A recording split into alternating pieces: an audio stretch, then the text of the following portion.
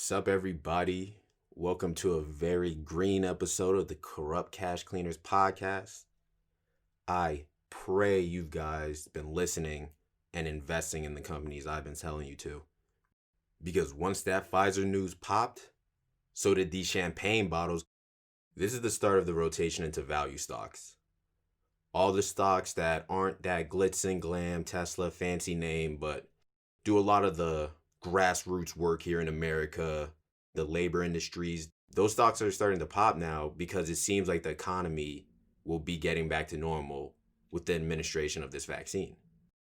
And people are starting to get more risky with their money when the value of gold starts going down. Gold is purely a banking stock, purely a banking material. If you want to secure your wealth, you buy gold, you buy silver, but the value of that is going down because people are pulling out. People feel like they're less scared to lose it. And we call those people pussies, but it is what it is. A lot of the stock market is funded by the older generations, and they're really just trying to ride this out. They've been through the world. They've seen all this shit. They're like, fuck y'all. I'm out. And you got to respect it. All right, let's get into this episode. There's a lot of big dick fights going on in the government. Let's start with Google and their search dominance. They're fighting all these antitrust lawsuits.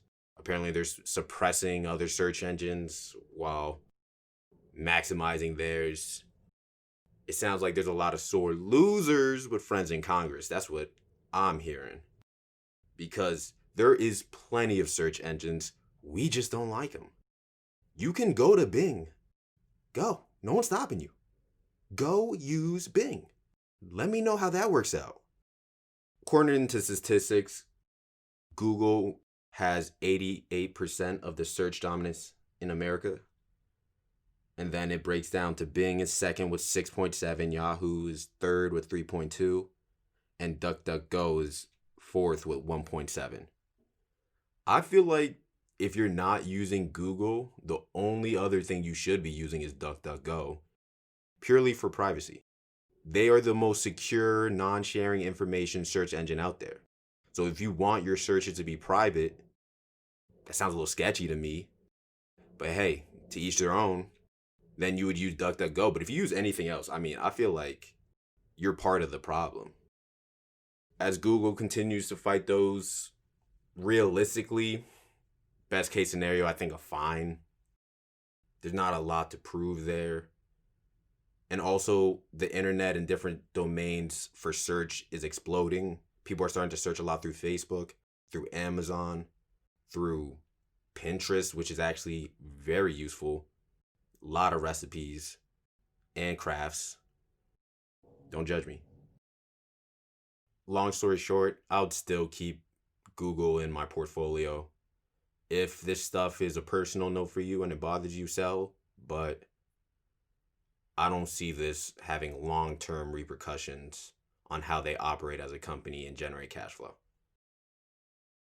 I don't know who I'd rather be in this situation, because while Google is having beef domestically, Amazon is being hit with antitrust lawsuits in the European Union.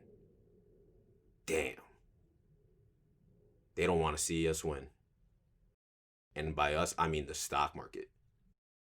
There's a bunch of people over there with baguettes screaming, "What happened to my craft shop? I am losing everything. No one wants to buy from me. They want to go to Amazon." And because of that, the queen has to step in or something. I don't know. I don't know how the rules work over there, but they're just bitching.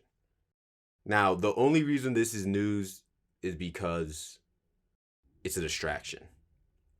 It's a distraction from what they're trying to do, and it's a hurdle they have to clear to expand and grow, especially for European markets, which are growing, some say, at a faster rate than American markets.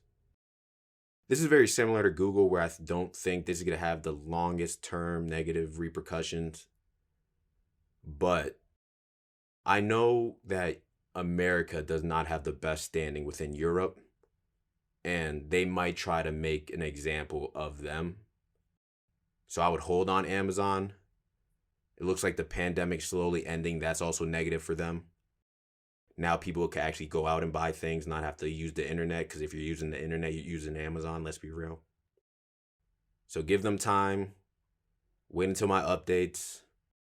If you're feeling ballsy, do it, but Amazon is one you should just be happy that you took profits on from this whole pandemic, and wait for the next opportunity to strike. This has been the year of the IPO, and I don't blame them. How do you expect people to not file for IPO when they see their friends at other companies becoming millionaires overnight just by saying, I'll give you guys a sneak peek of the balance sheet? That's pretty much what they're doing. Obviously, that's not what they're doing. You're buying shares into a company and all that. But the only difference in these people operating their company is just allowing shareholders into the money revenue system. There's so much free cash out there because of the emergence of the Robinhood traders and the cell phone traders. And now these old geezers are going after the bag. They're hearing you're handing out free money and they're getting in line. And you know who's next in line? Doordash. Doordash is filing for an IPO. How great. And I am not being sarcastic. Look at Uber. Uber has done tremendously. The only reason Uber is not under right now is because of their Uber Eats platform. That kept the stock alive during this pandemic. That business model has been proven to be resilient even in times of worry. DoorDash sees that. DoorDash realizes they do the same thing, if not better. So why would they not stick out their hands and get the money they're rightfully owed? Because people are willing to invest in companies they know that do well. DoorDash is a big stepper too. And once that IPO drops, you're going to see them running up with the best of them because their business model isn't going anywhere. And let's be real, they have the best delivery staff. So, I thought this was pretty funny. Everyone likes to shit on Bitcoin as like a child's kind of game, a child's currency.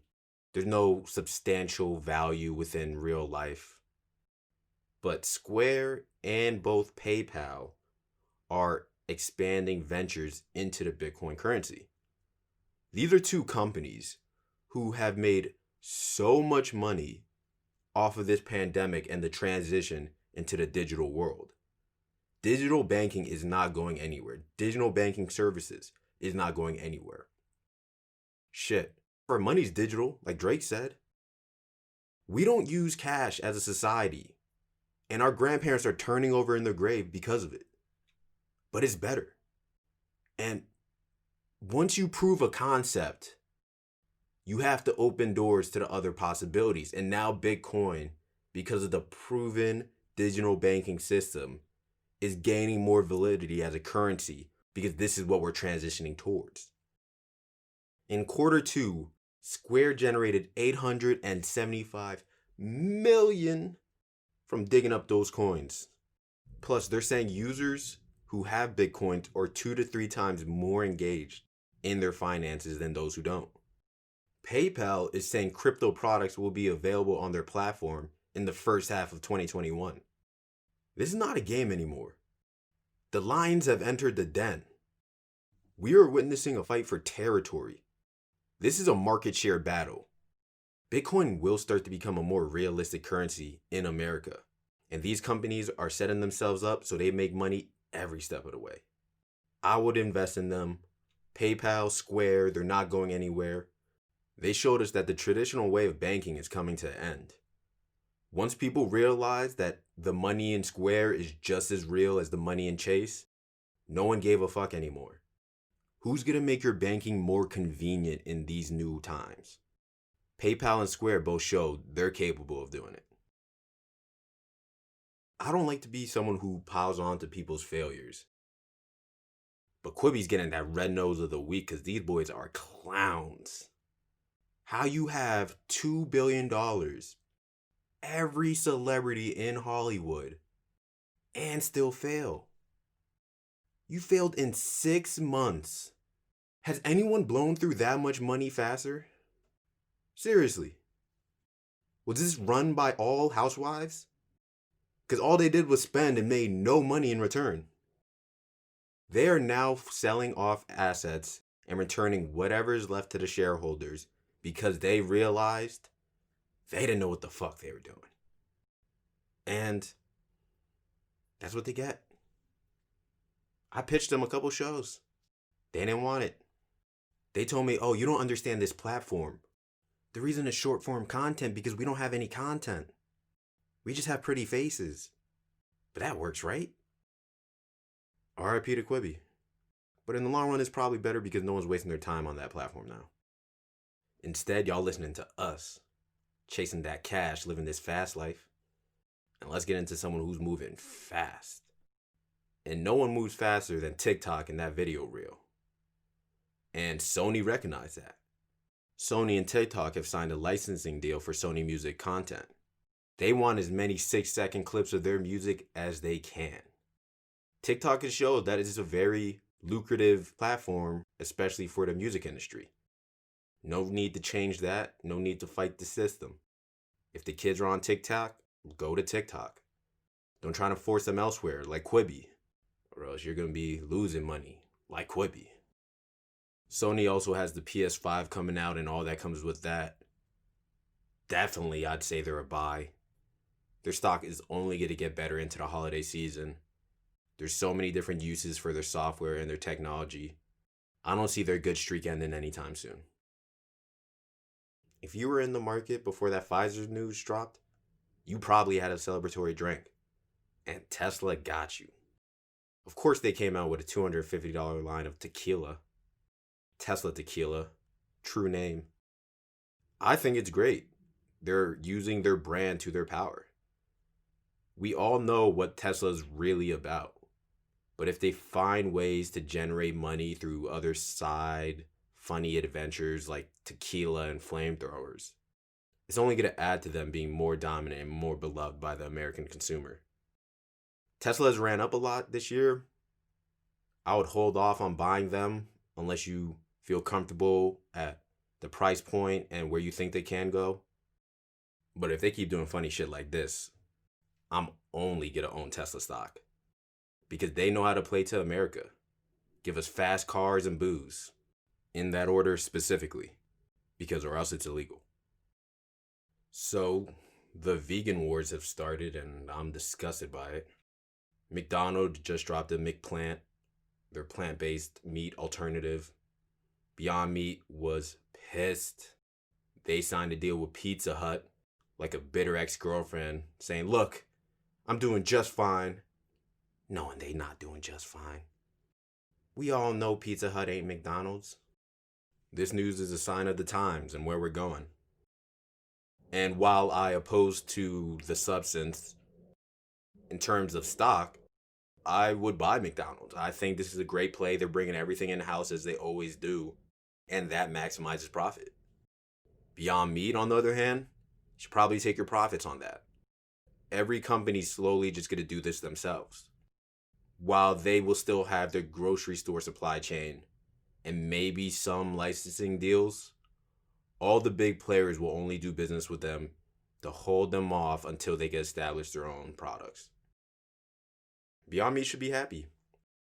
They had a good run. But every dog has its day. Even if it's a soy-based dog. Alright, let's get into that BDN. That big dick news.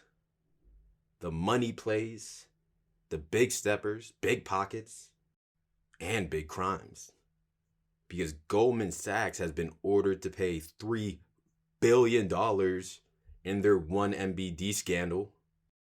Put a lot of holes in those golden parachutes. The CEO, the COO, the CFO will have their overall compensation reduced by $31 million for 2020. First of all, goddamn, dude, $31 million? If you're getting reduced $31 million, how much money do you have? God damn, dude. You could only reduce $10 off of me, because that's all I got for you. This news didn't really affect the stock price that much, but it lets you know, hey, they're down to get their hands dirty. And as an investor, you gotta love it. I'm all about profits. What you have to do to get them is your business. Sony's out here making plays everywhere. From TikTok to PlayStation 5 to now that they bought Crunchyroll and Funimation for $1 billion. They are trying to take over the content space. And they're trying to build in the areas that they know they already have customers. Chances are, if you're on TikTok, you might play video games. Chances are, if you play video games, you might like anime. And chances are, if you like all of those, you're alone. Great play for Sony. They're continuing to prove they're too much to handle. And if we're talking about overwhelming, no one does it better than Uber and Lyft. They spent over $190 million on Prop 22 advertising so that they could get the states and the people on their side. You gotta love it. They knew what they had to do, and they threw all the chips in the center of the table. They had one strategy, they wrote it out, and they cashed out. Prop 22 passed, the stocks of Uber, Lyft exploded. Can't do nothing but applaud them now. I think I'll wrap up on this. No one this year has been more blessed than hedge funds. Hedge funds have made over $13 billion this year.